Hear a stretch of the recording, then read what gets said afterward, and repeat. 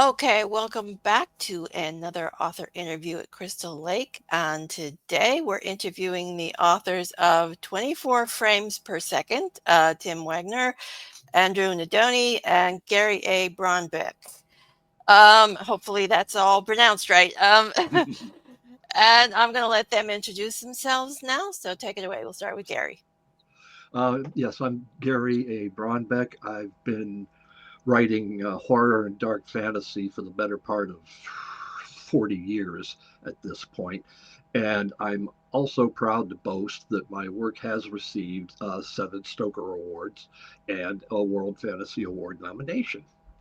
So maybe one of these days I will convince myself that I know what I'm doing. I think we all do that. Okay, so Tim, introduce yourself, please. I'm Tim Waggoner. I've written over 60 novels, dark fantasy, horror, and media tie-ins, kind of an equal mix. 8 collections of short stories. Won 4 Stoker Awards, a Scribe Award, and was nominated twice for the Shirley Jackson Award and once for the Splatterpunk Award. And I'm a teacher of composition and creative writing at Sinclair Community College in Dayton, Ohio. You're going to come back from the convention with another Stoker. That is my prediction Yeah, because all I right. voted for you. I appreciate that. Okay, and Andy, introduce yourself, please. Yes, I am Andrew Nadolny, also a horror writer, just getting into the field. Um, there's a pretty big gap between the stories I've written versus stories I've published. I started out writing more fanfic before I actually found I had a whole lot of original things that I wanted to say as well. And I've published a few pieces in different magazines so far. Just getting out of the Air National Guard, though, not willingly. Uh, so I am just hoping to get some more writing done and meet more people and just be able to get my ideas out there. Yeah. Okay. So why don't you all give us a overview of what your novella is about? We'll start with you, Andy. Okay. So the novella that I had written is called "I Am the Rainbringer," and I'm pretty excited about it since it is my longest published piece to date. And it's about a serial killer, a young woman. And I know this is a bit of a cliche, but it is sort of a love letter to my younger self in this one. And it's just about how she is shaped by a complicated relationship with her father, as well as her problematic relationship with her husband, lifelong love of movies, and the ghosts, literal ghosts of his parents. And she ends up engaging in a film about it, and it just sort of goes off from there. Yeah, it sounds very interesting. Kind of the one I think that hits closest to my heart because it's about serial killers and true crime sort of thing, which is kind of my favorite thing in the world, really. So Tim, tell us about your novella. Well, my novella is called The Last Zombie Movie. I don't have any idea where I came up with the title. I have like an idea, like a little app on my phone, to write stuff down. And I write all kinds of things down, and then if I'm lucky, I forget where they came from because then they can go ahead and evoke different ideas. But I came up with from that, and I decided to go ahead and do student filmmakers because I didn't realize Hollywood was going to be part of the title. So I'm like, okay, just movies. I can do this. But I said it at the I don't think I named it, but I said it at the college that I went to, Rice State University, which is here in town in Dayton. And I was a theater major when I started out, and I knew a lot of the film majors. And my brother was a film major for a little while, and so I kind of like plugged into that. And a lot of times, when I want to write about the artistic process, instead of trying to write about a writer, what I try to do is find a different kind of artist and then just sort of pour in whatever I want to say about creativity. Um, and there's a whole lot of weird, surreal stuff that goes on, which people who've read my stuff knows that's kind of what happens. Okay, so what's your novella about, Gary? Um, it's called "This Is Not My Movie," and it's probably the longest piece of quote unquote short fiction that I've written. The structure is a little odd because I did it as a mosaic. So there's not a lot of linear time. It's about a movie theater that has burned to the ground, and in the process of burning to the ground, it opens up portals that allow people from adjacent dimensions to come in, and it also has a ton of ghosts. And between all of that, they ex- they explore what it means to be creative and what it means to be alone. It's a grim piece, but I'm really proud of it. Okay, so what were the inspirations behind your story? Did you have a particular film that you were drawing from, or a Hollywood legend that you used as reference or motivation? So we'll start with Tim this time. Well, like I said, I don't remember where the title came from, but when Gary was kind enough to ask me to do a novella, and I was looking through my idea list. When I saw Last Zombie Movie, I'm like, hot damn, it's got movie in the title. So I'm all set. But then, I thought about it, and, zombies have been around, at least, cinematically, the way we think of them now, since like the late 60s. And a lot of people think they've been played out. And I was thinking it too about how I did a little true crime stuff in there too, a little bit, because there was a murder that had taken place on campus that was um, like a legend around the campus. It happened like 20 something years ago. And the very first time I was taken on a tour, like as a high school student, of the campus, they took us to the library. And it's like 4 or 5 stories, and that has stairs that go all the way up. It's a big open space. And the guy's like, "Oh yeah, somebody just like committed suicide there the other day. His head hit here when he came down." And I was just like, "Oh my god!" But I started thinking, and I've been teaching for the college I'm at now for 25 years, and there's ghost stories associated with it. Supposedly, it's built on the old hanging grounds because we're right across from the like the big police department thing and forensic lab and all that. And so, I started thinking about those kind of legends and, and playing around with the idea of death, and also playing around with the idea of manipulating people, through film. And I used a technique where I put part of the script in there too. Write it in script form, and I had a lot of fun doing that. So, and I also wanted to try to do the extreme thing on some level, since a lot of zombie fiction is that way, but at the same time try to make it meaningful and give it an emotional core. And so those are kind of all the things that like I threw into the pot and stirred up. Okay, so Gary, what were your inspirations? Um, there was a French film made years ago called Weekend, and it has one of the most remarkable sequences where there is a traffic jam that goes on and on for miles, and the cars are not moving. And so people get out and they start setting up chairs and grills and what have you, because they've decided that they're all going to live there now. And I thought that is so crazy. And I thought, well, the director, whose name suddenly Godard, um, had a great quote where he said, "A movie should have a beginning, a middle, and an end, but not necessarily in that order." And that got me thinking about how to approach the character of the theater itself, because just like in tra- the traffic jam, it is the center of everything. Because I wrote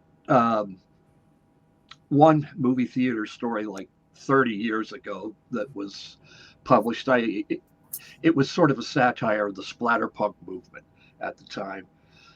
And I always wanted to write a story about an actual theater that may or may not have achieved sentience from all the people who have come into it, for all the years that it was working, and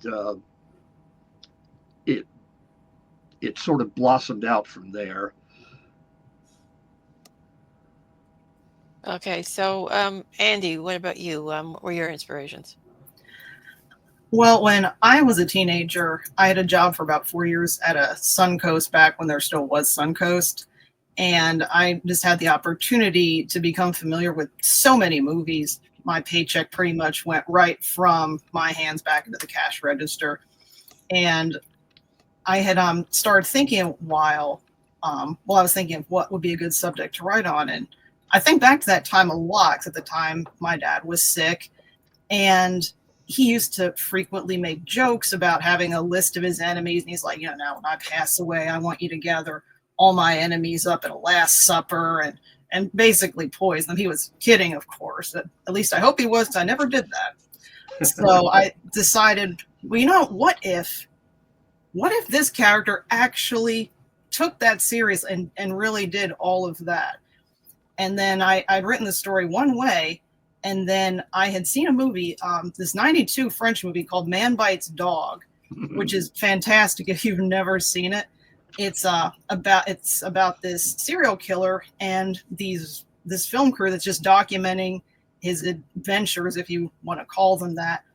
And so after I had seen that movie, I pretty much went back, rewrote the whole second half. I'm like, oh, this works even better just in this format.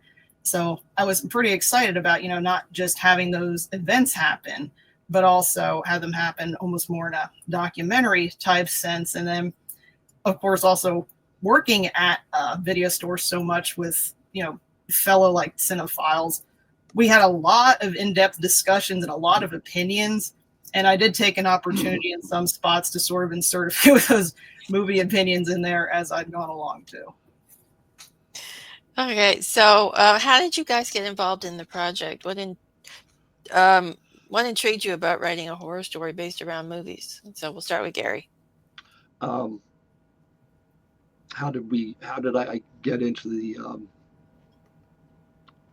anthology itself? Yeah. I had written an email to Joe and told him how much I really, really like the series that he's been doing and how beautiful the books are, because they really are. Oh yeah, they do great covers of the Dark Times. Oh God, yeah. And I just outright asked him, could I be in one? And he said, yeah, sure. I'd love to have an original piece from you. And I thought, great. And I proposed doing movies, and he went right for that. And then I contacted Andy and Tim, and they were both excited to do it. And that's how that came about.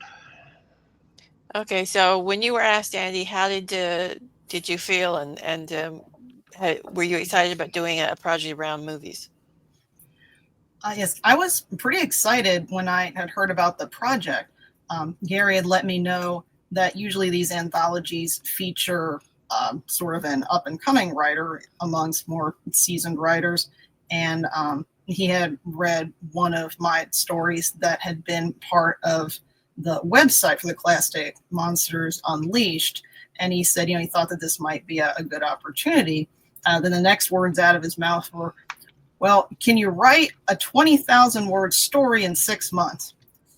I said, sure, I can do that. I mean, for this sort of opportunity, absolutely. So I just buckled down every night, and I just, first thing that came in mind, I'm like, all right, I'll edit it. I'll see what comes out when I'm done, and then I'll just fix it from there. And that's more or less how that went. Okay, so what about you, Tim? How did you feel when you got asked, and what was your thoughts about doing a movie story based in horror? Well, Gary and I have known each other for about 30 years now, maybe a little bit more. Yeah. And so Yeah. I was just excited to work with him again. I'd do anything for you, man. So I was just all in. But the thing about movies that's really cool is that, they're so visual. And then you have to find a way to go ahead and put them into words. And you have to try to use the words to go ahead and create the visual part. And I always like doing that. And also because most of us have watched like thousands upon thousands of hours more of visual media than we've read, even the ones that read, obsessively. And so much of that is filtered in to the way we tell stories and the way we perceive stories. And so all that just really intrigued me. And then, of course, once I looked at the last zombie movie on my little idea app, I was like, okay, that's kind of evocative. The idea that it's the last, and zombies are always fun. So I was ready to go. Okay, so all three of your stories incorporate different aspects of film. Like Tim, you did the indie film, student film. You Andy sort of focused on true crime, and Gary was more of the lore of the movie theater. So how did you approach that from a research and a writing standpoint? So we'll start with Andy. Well, one of my favorite shows has always been Columbo. And I've always thought the most fascinating part about that show is that from the very outset who the killer is, how they did it, what happened, and then the excitement is the drama that's actually surrounding it, not just trying to figure out who done it, because you already know who done it. And I really enjoy those types of character study type stories. And when I was writing it, as I thought about, the changes, the format, and the scripting specifically, I remembered that during COVID, I had an incredible opportunity to take part in a sketch writing course, which I never would have had since I don't live in Los Angeles, but it was being offered over Zoom. And that really taught me a lot about the proper formatting for script, characters, how to write that. So fortunately for me, it turned out not to be as daunting as it might have otherwise if I was just trying to learn that type of screenplay format from scratch.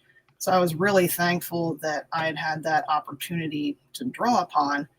And then a lot of it was just brainstorming and just trying to remember reaching out to some of my even old coworkers at Suncoast where I used to work, just asking them some things that they remember about the time, since mine does take place specifically in the late 90s, early 2000s. So I wanted to make sure that, am I misremembering this? Did that really happen that way? Were those things around at the time?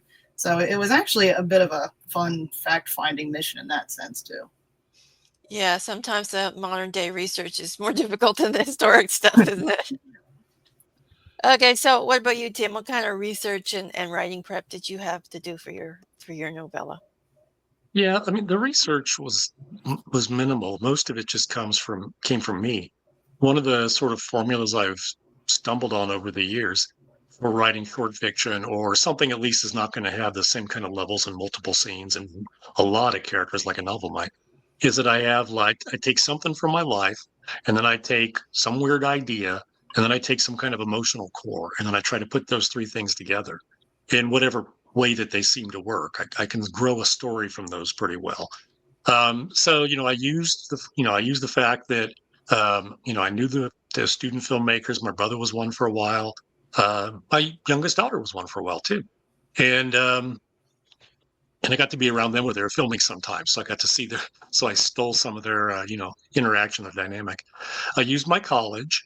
And the fact, that I've seen maybe not every zombie movie ever made, but pretty damn close, and have written some zombie fiction, in short form, and one novel. And the emotional core, I think I wanted to take the idea of creativity, and then the idea too of kind of responsibility, because the director in mind, screenwriter in the novella, he doesn't tell everybody that he wants to film right where that one woman's body was found from the murder that happened so long ago, because he just wants this sort of authenticity or whatever. Is like, what's your responsibility to your people when you're doing a collaborative thing? What's your responsibility with art? And it's the kind of thing, especially in horror, that you tend to struggle with a lot of times, on and off over the years. You're not sure, what. I mean, everything's kind of an experiment when you write, in a lot of ways. And so that was kind of what came out of me. And so, like I said before, it's just you put all that stuff together and just mix it up and see what happens. Yeah, definitely. So what about you, Gary? What kind of research and prep did you do for the story? Well, to echo something Tim said, I took an incident from my life when I was a kid. My dad and I would go to the movies every Saturday, or however long it took for the movies to change. And we went to see Yellow Submarine when it came out, and we were sitting in the middle of the theater, probably closer to the screen than we should have been. And when it was over and we went outside, we both had this vertigo because of all the colors that had come at us. And that's when I realized the power that movies can have on you, not only emotionally, but spiritually and physically. That out of the way, the research I had to do, there's one character who operates uh, two projectors at a drive-in, and this guy is a excuse me, this guy is a real freak about the equipment that he uses. So I had to find the type of cameras that they were using at that time, and then all of the rest of the equipment, how the editing piece, and how he anyway, every piece of equipment that he uses, he names it specifically just to impress everyone, and that that took a lot of time, believe it or not. Um, and I had to recreate a place called the Valley Drive-In that used to be in Newark, Ohio. And I figured, well, what the hell? I'll put it back in Cedar Hill. So I recreated the drive-in from what I remember of it, and it was kind of fun. And considering the overall dark tone of the story, it was nice to find something that was actually fun. And hopefully, readers will get the idea, because I've tried to put some humor into it, just so not everything is doom and gloom and tears for fears. So, Yeah, yeah, a little humor is always good to break up the doom and gloom. So, did any of you add any movie Easter eggs to or references in the stories? So, Tim? I have no idea. I can't remember. A lot of times I write something and it's like I almost write it out of my mind and my memory, but when I move on to the next one. Um, Yeah, so yeah, I don't think consciously doing it, but I mean there's going to be echoes because they're trying to make sort of a Romero zombie type movie, but with more modern kind of extreme elements. And so there'll be echoes of those things in there, even if there's not a particular Easter egg where you go, oh, it's from that movie or it's from this movie. yeah, it's a homage, as it were. So Gary, what about you? Did you throw any Easter eggs or references in?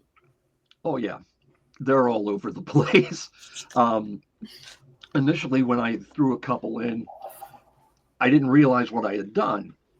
And then I went back and looked at it and thought, well, I could use some film Easter egg in every section of the story and see how many people will get them. And if you get them, that's great. And if you don't, it's not gonna matter. Um, but yeah, I'm an Easter egg fool. I love trying to find them, and I love putting them in stories. So Okay, so what about you, Andy? Did you put in any Easter eggs?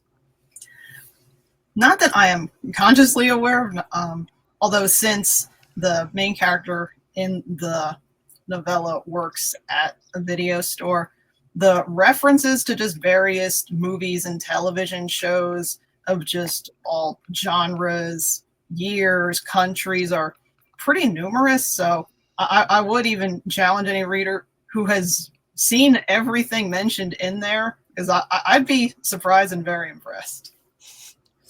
Yeah, yeah, that sounds like a good basis for a contest at some future point.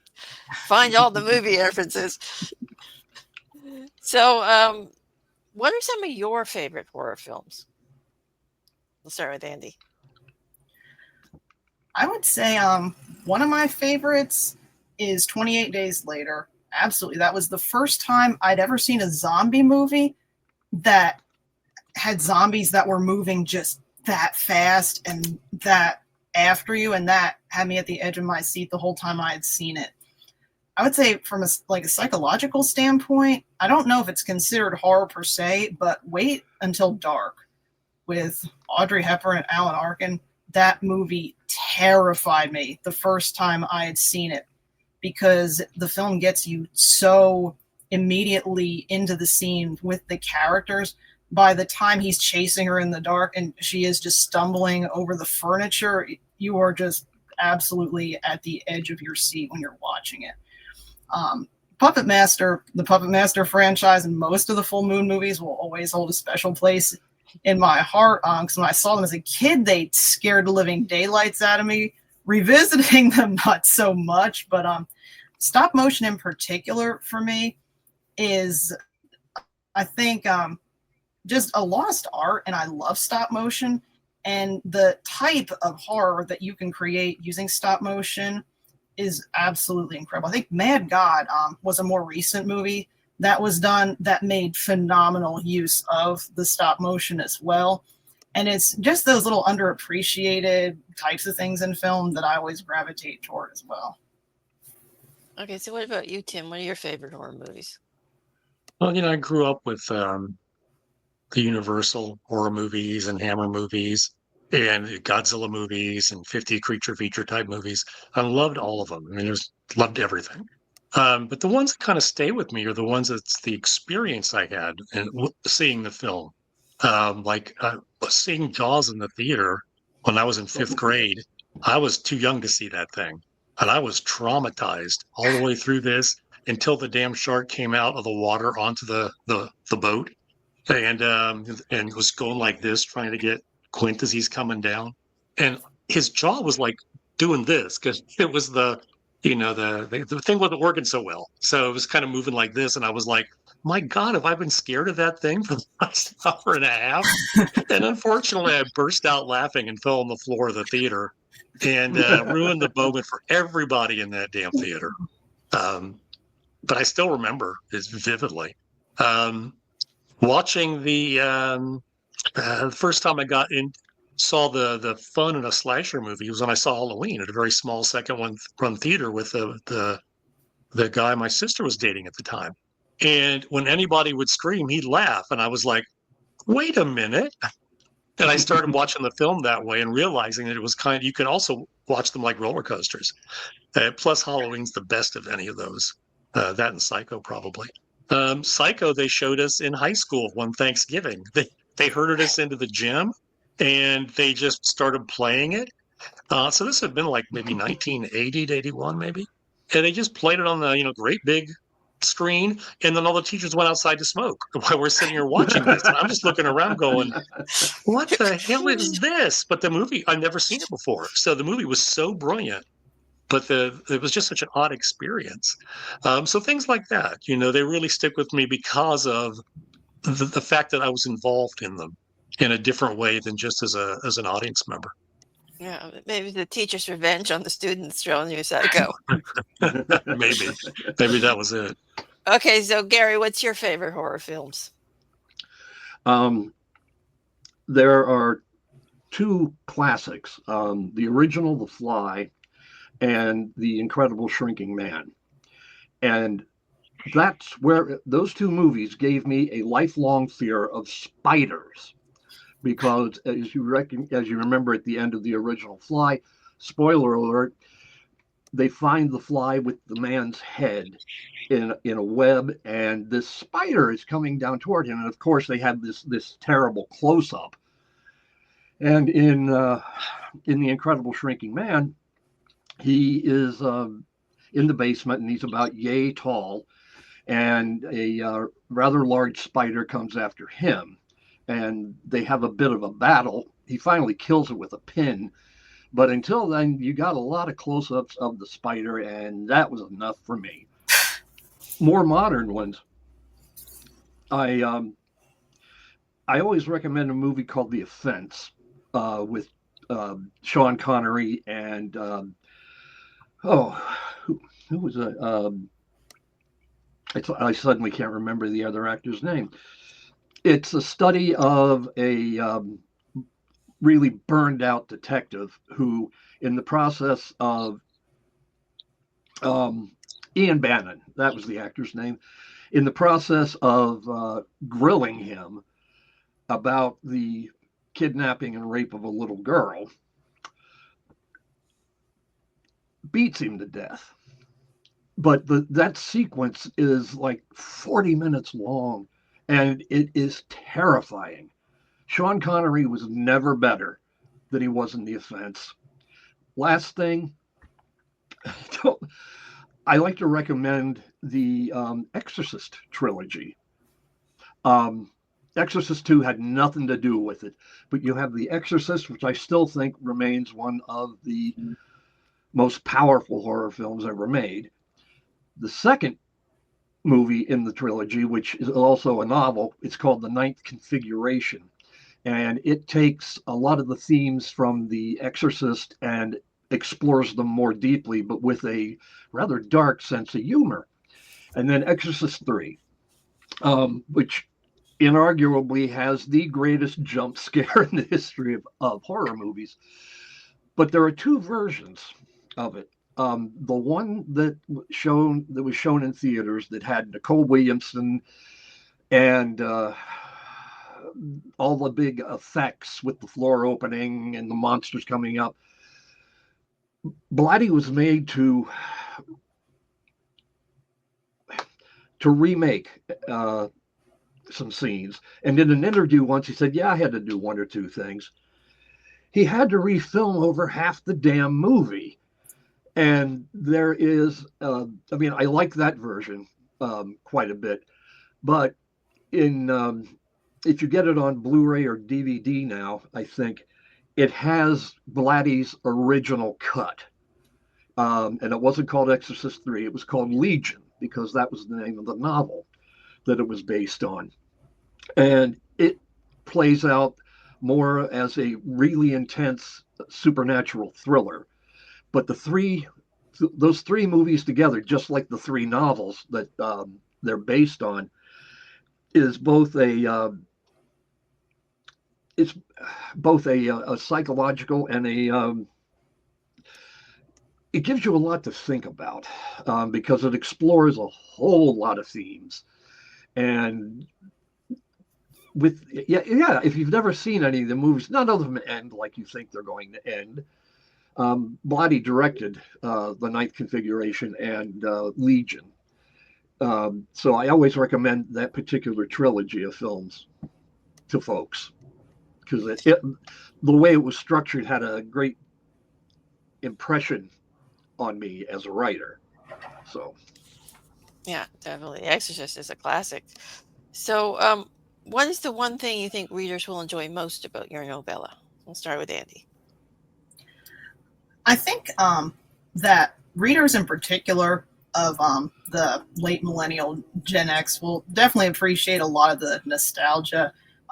I do have a soft spot for nostalgia where, pertains to 90s, 2000s, that sort of cultural era. So there are a lot of references to that. I think readers will appreciate just how imperfect and kind of messed up that the main character is, in a sense of it's one of those characters you can read and say, oh, well, damn, I'm pretty good, actually. I'm because you're like, all right, well, I could be like that, but I'm not. And I think overall there's a lot of good moments in the story where I do insert a lot of my movie opinions. And if you're the type of reader who really enjoys arguing with an author, I think you're really going to get a bit of a kick out of that too. I will have to guiltily raise my hand to that. Sometimes I like reading Anthony Trollope just because I like yelling at him. Same thing with A.E. Van Vogt. I love to hate read him. But I think that'll also be just something that will be a bit fun for people as well. Okay, so what about you, Tim? What will readers enjoy most about your book? It's really hard to say. I think that because it goes back and forth between, the real world and then what's going on in the script, which is, you know, being impacted later on as things kind of blend together. But I think the back and forth of that and the back and forth between realism and surrealism too, I think they'll probably enjoy that. I hope so anyway. Okay, so what about you, Gary? I think readers are going to have a lot of fun trying to put the puzzle pieces together. I mean, everything comes out. It, when the story's over, they will know everything that actually happened. But throughout the whole thing, it's mosaic. It's a puzzle, and I'm hoping that readers are going to enjoy that as well as some of the humor that's in it as well.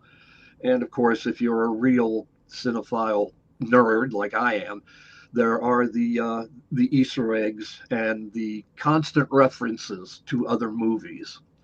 So I think my hope anyway is that readers will get a kick out of trying to put all of that together. And yeah, I think that's where they're going to have the most fun. Okay, so was anything difficult when you were writing this story? Did you have trouble with characters or scenes or anything, or was it smooth writing for the books? We'll start with Tim. I'm trying to remember. I think in general it was probably smooth writing. Um, I don't remember. Sometimes I'll have trouble getting started, especially when I do shorter things, because those things are like experiments and I feel my way through them. And so, you end up having to go back to the beginning and do more work than you might for like a novel you might have plotted out or something. So maybe that, but in general, I don't have any bad memories of writing it. Okay, so what about you, Gary? Did you have trouble with anything when you were writing this story? Yeah, I had a lot of trouble because I would be going along and realize that this particular scene needed to go somewhere else because this scene needs to be here, and it was like that for a very long time. We'll say, and characterization and dialogue is actually something that I never have problems with. That's probably my strongest asset as a writer is characterization and dialogue. And it got to the point where I had even confused myself. So I had to go back and reread everything from the beginning and then check the notes that I made because there were certain scenes and there were certain things that had to happen in a specific order in order for the whole thing to come together. It's 30,000 words. And when I finished it initially, it was 47. So I had to go back and cut about 17,000 words out of it. And that was a lot easier than I thought it would be. But yeah, it was a struggle. It was kind of like pulling teeth at times. But I hadn't had that experience with writing a story in years. And so when I was finished, it was kind of elating to see, I'm going to turn 65 soon, and I can still do this at this level and this intensity and not drop dead. So Okay, so what about you, Annie? Did you have any trouble with any parts of your story?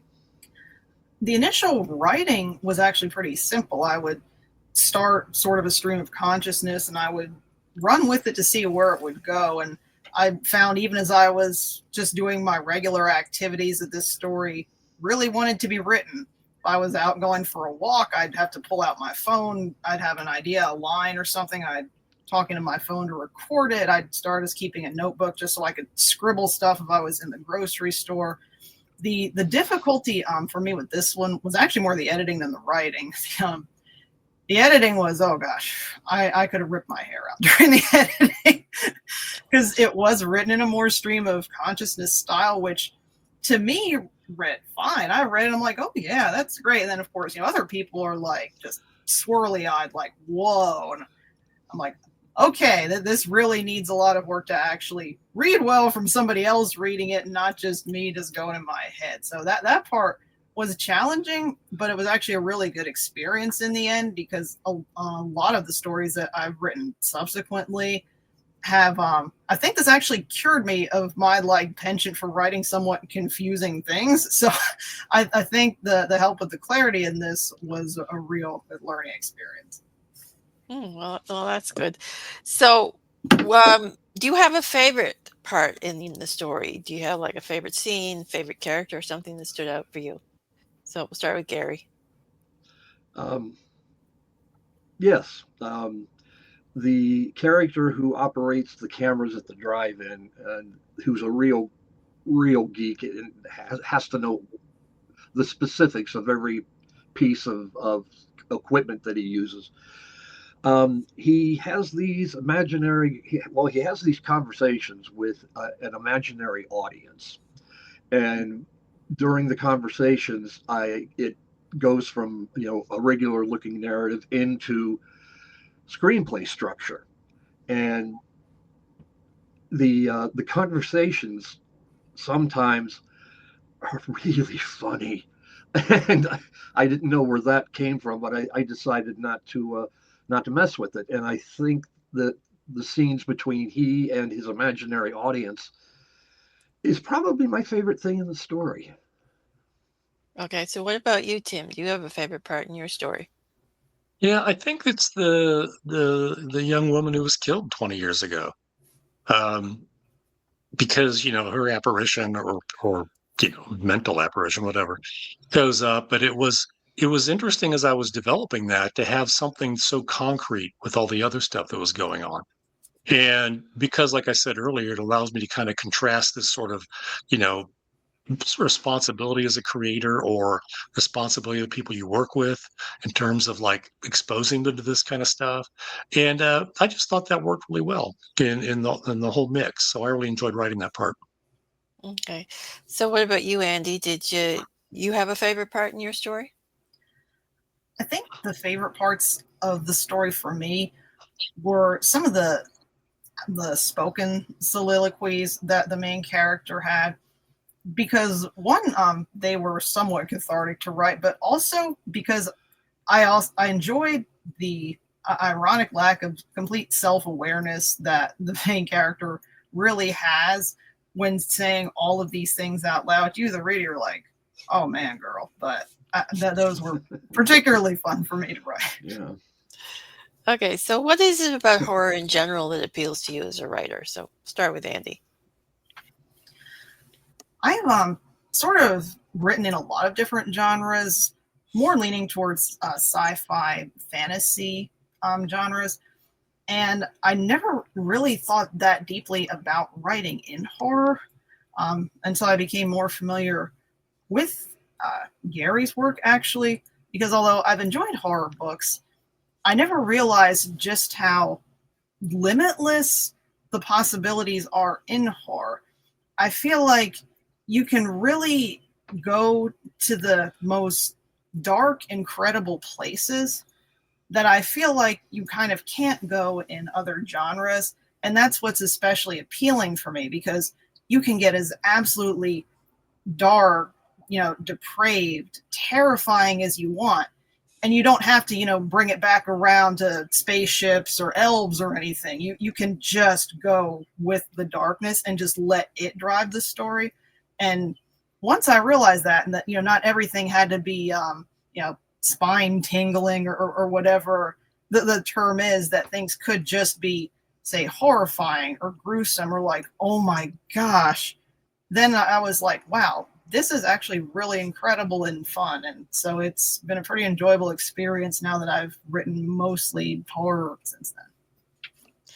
Okay, so what about you, Tim? What about horror appeals to you? Well, I really, I've loved it all my life. And early on, it was just, there was something about it that stimulated my imagination more than anything else. Um, I always say the dark is a wonderful canvas to work with because it's limitless. You don't know. Anything could be in there, anything at all. On the white canvas, you would be like, okay, what do I put here? But with the canvas that's dark, it's like, what is there? And so it just stimulates my imagination so much differently. But as the years went by, I was like 9 years old, and my first relative passed away. It was a great uncle that I was pretty close to. And I don't remember how long after this it was, but I was watching a horror movie. I can't remember the name of it, but it's got a giant spider in it. The black and white thing with the giant spider. And they didn't have a lot of money for this thing, so they don't show the spider very much. And so there's this one time where the spider goes through like this little tiny town out west somewhere, very small. And you kind of hear noise like it's busting everything up. And then, it's quiet. And then the camera kind of pans across the destruction. And then it goes across this kid's face. He's crying, he's sobbing. He's blonde like I was. He's got glasses like I did, and one of his lenses are broken. And at that moment, I'm like, I'm still grieving my uncle. I'm like, wait a minute, monsters make people feel the way I feel right now. And it was like my whole mind shifted from being outside horror to realizing horror happens inside people. It's like I always say in workshops and stuff, if a monster's out in the field walking around, it's not a monster. It's only a monster when somebody perceives it. And that being able to delve into that kind of psychology in humans really appealed to me eventually once I got past that, because I swore off horror for a while after that. I was like, no more monsters. But somewhere things balanced in me again, and around about junior high or so I started getting back into it. Okay, so what about you, Gary? What about horror appeals to you? Well, Tim stole a line that I was going to have, so thank you for that. Yeah, you're welcome. Where he says that horror actually is within people, and most of my stuff focuses more on the psychological and emotional aspects of horror than it does the outside bogeys. Or I don't have a lot of monsters or bad guys in my stories. The one exception, I suppose, would be Mr. Hands, and that monster comes about out of a woman's grief. So again, that comes from within, and I think that the thing that appeals to me the most about horror is it explores the connection between grief, anger, and violence, and then tries to reconcile those things with the idea that we live in a universe with a supposedly loving God that will make everything that we do matter. My thing that I used once is in one of the stories there. A woman is waiting to hear whether or not her daughter is dead, and she very very devout says a prayer, and then she goes and she starts washing dishes to get her mind off of it. And at one point, she stops with a dish in her hand and says, does this matter?" And she smashes the dish.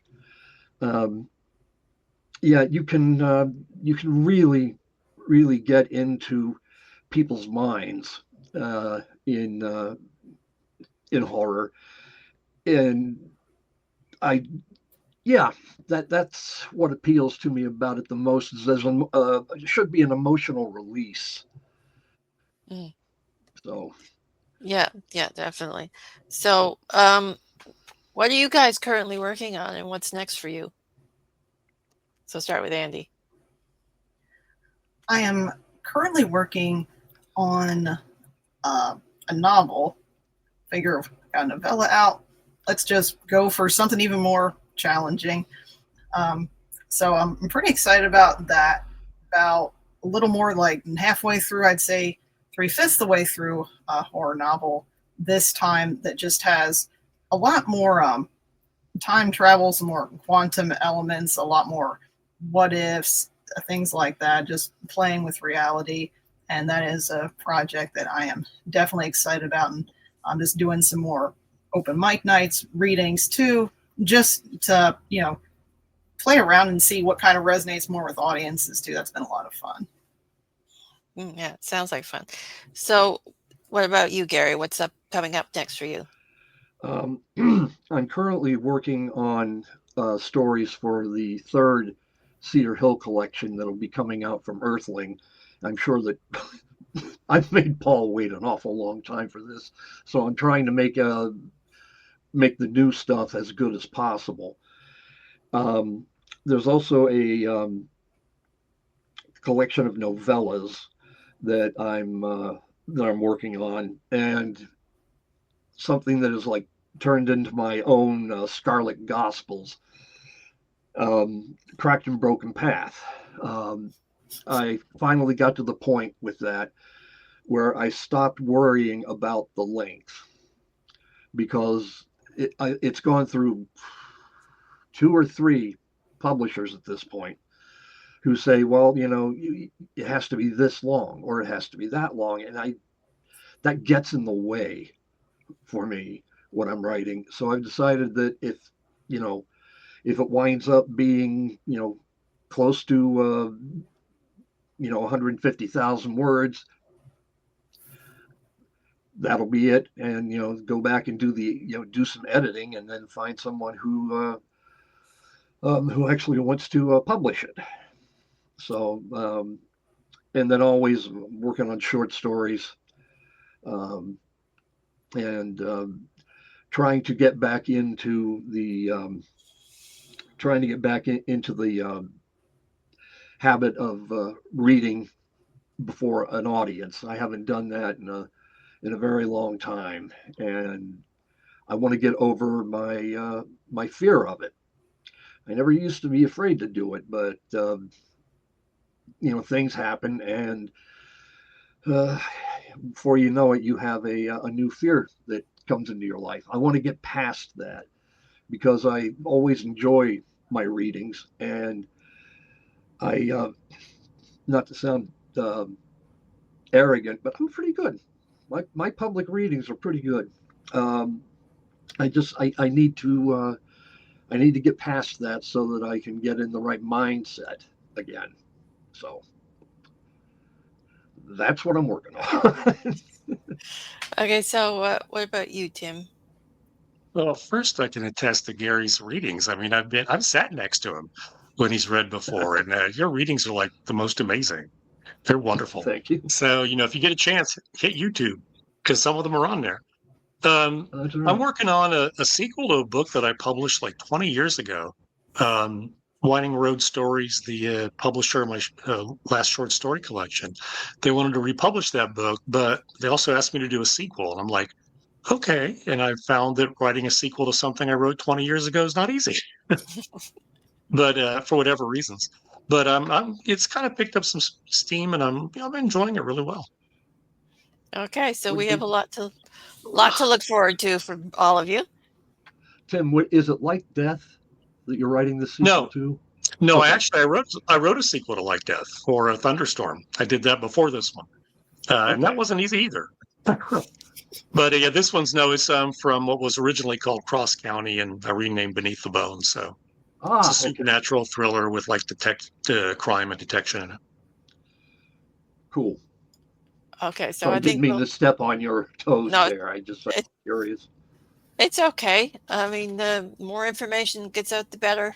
People looking forward to these things. So I think we'll wrap the episode up here. I'd like to thank you all for being guests today. It was a pleasure chatting with all of you. Thank you. Yeah, thanks for Thank having you. us. Yep. Okay, and be sure to pick up Dark Tide 21, 24 frames per second. A lot of numbers in that title. Uh, the link's in the description, and it sounds like a great anthology. So that's it. Bye for now. Okay. Bye bye.